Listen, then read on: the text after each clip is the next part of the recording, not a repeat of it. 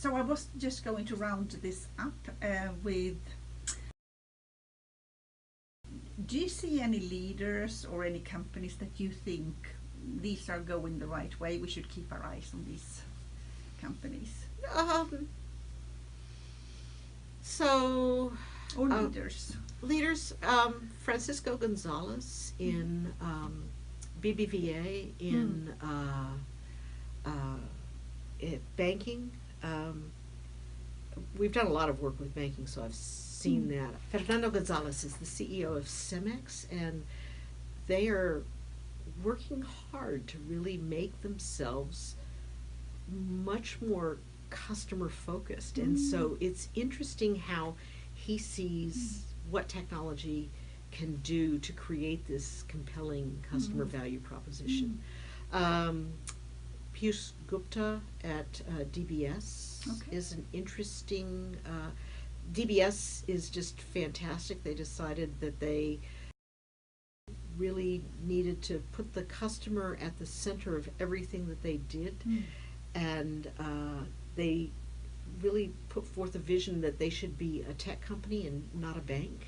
Wow. And so we have some case studies on a lot of these companies. Schneider Electric is doing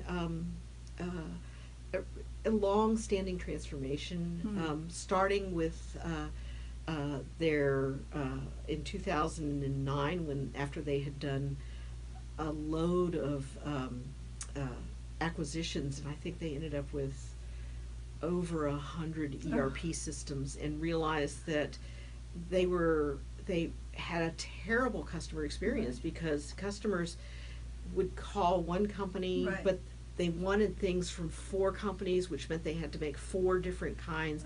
And so it was a very patchy, difficult experience. And also they were missing opportunities for cross-selling. And so I think that Schneider Electric has done, they have a very interesting transformation. Right. So, so there are a number of companies which is actually moving definitely in the right direction. And leaders. Yes, absolutely. Right. Absolutely. What do you think? What are these leaders doing? How do they dare to do this compared to a lot of other leaders? Well, one is, once they go back to that first question and say, well, what percentage of our revenues are under threat? Think about who could come in and take those revenues away from us. I mean, you have startups, so you really have to be thinking about startups. You have companies in the industry that say, well, we can do this differently. And so it's competitors who decide to really change the basis of competition. And then you have companies that come from other industries. Think about what Amazon has done. And so a lot of companies are going, well, they're not in our industry, but what would happen if? And so that's really making them think about different scenarios. And so I think they realize that they have to. Now, this is where they have to get their board really behind them. They have to be able to make a compelling case to the board so that the board will support them. And then you have, but then they have to change the way that they lead because of some of these new capabilities that you have to start building. They have to be able to communicate the vision, and they're going to have to communicate it and communicate it and communicate it and communicate it, and they're going to have to help set the vision. But I think that they've got to be able to change the way that they're leading, in that you actually have to work from the bottom too. You have to get all of your people moving in the same direction.